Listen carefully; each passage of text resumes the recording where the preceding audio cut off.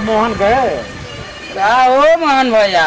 ना हो भैया। पूरा सजल धजल बड़ा, कहीं जाए के का प्रोग्राम में? अरे कहवा जाता रह? तन जाता ने ससुरारी। ससुरारी? हाँ। यही से मर्द पूरा बदन ठनल बड़ा। हाँ तो पहले ही पहन जाए कनु बा, यही ले जाए के बाद तो खर्चा करबा नु? हाँ हो ही ना। हो तो हमनियों के कुछ खर्चा करी हो। हाँ हाँ अभी ना कि ससुराल जाके भुला दिया, पैसा से मिलेला। ठीक है बा, होई खर्चा। हाँ ठीक है बा भैया, ठीक बा। हमनियों के इंतजार करब जा। ठीक बा ठीक बा। आ यही बार लौटक बाकी का लेबा? काल काल आई। ठीक बा ठीक बा। चलो कालो कुछ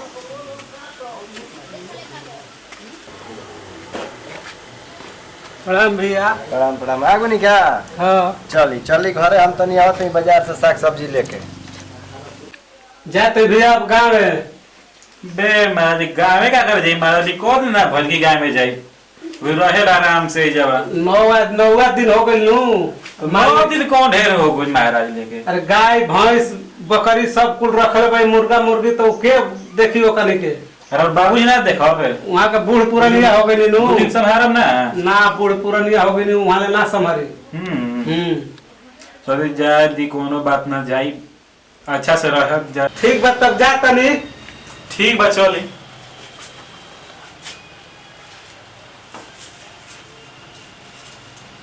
हाँ खुश रही।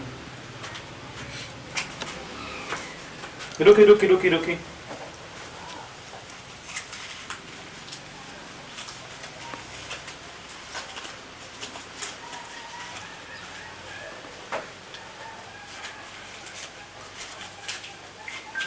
धरी लिहल जाला। 1 2 3 4। अरे मर्दे, ये कौन बैंक? अरे मर्दे 2000 दिहन या 4000 मिल गई। रहा रहा बड़को भैया पर लागे दो।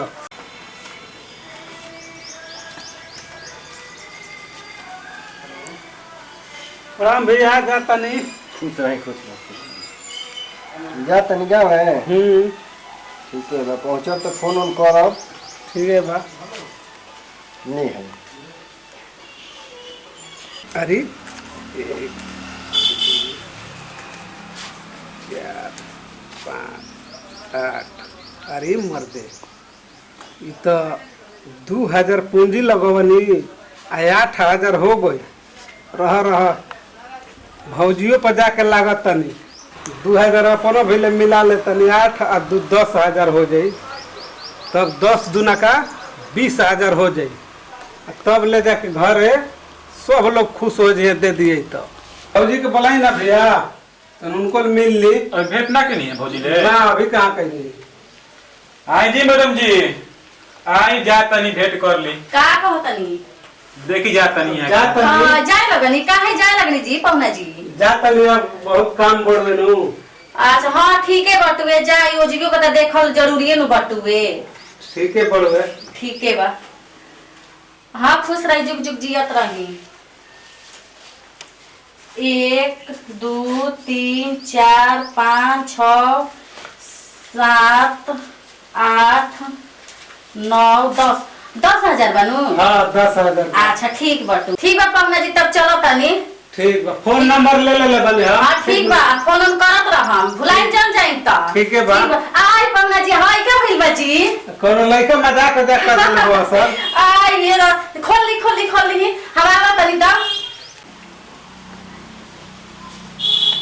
अरे 10 मिनट ले ऊपर जा रहल बुए, अब अभी तक अइली ना। हो सकेला रे रखी वो जकी मिलावत हुई है।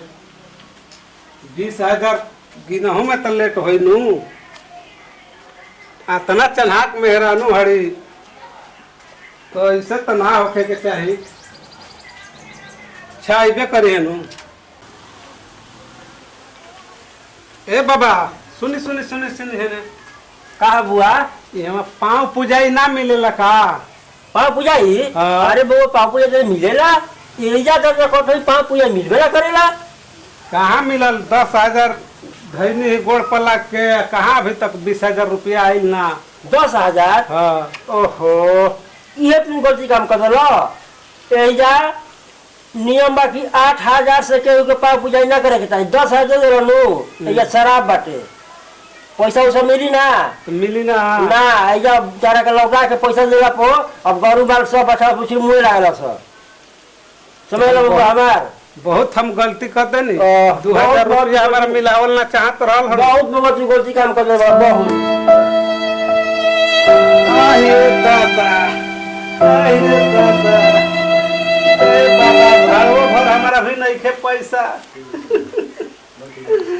अब हमारा भी तो एको पैसा नहीं खे बाबा अब हम घरे कैसे जाइए बाबा पैसा नहीं खे ना है बाबा अरे बबुआ ओहो हैला बगली में हमारा 50 रुपया बा वो खैनी किने का सी रखले रहे अब का कहे अब तारा गाड़िए बारा जब घट गई चल है हम जनती तो यो पैसा धा के गोड़ पर ना लगल रहती है बाबा जा जा बबुआ जा जा जा जा जा, जा। नमस्कार प्रणाम।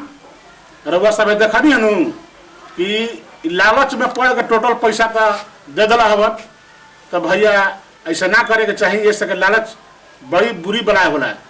रउआ देखत तनी हमनी के देवर भोजपुरिया चैनल पर तो रौरा सब देखत हैं जानू कि अपना नंदोई के कैसे कहनी। तो रौरा सब कभी भी ऐसे न करम जा ना लालच देवे के चाहिए नंदोई के ना लालच लेवे के चाहिए। हमनी के वीडियो अच्छा लागल तो लाइक करम शेयर करम चैनल के सब्सक्राइब करम और कमेंट बॉक्स में जरूर लिख के बताएं कि हमके वीडियो कैसा लागल। तो इतने पति विदाई अगला वीडियो में मिलल जाई। जय हिंद जय भारत जय भोजपुरिया समाज।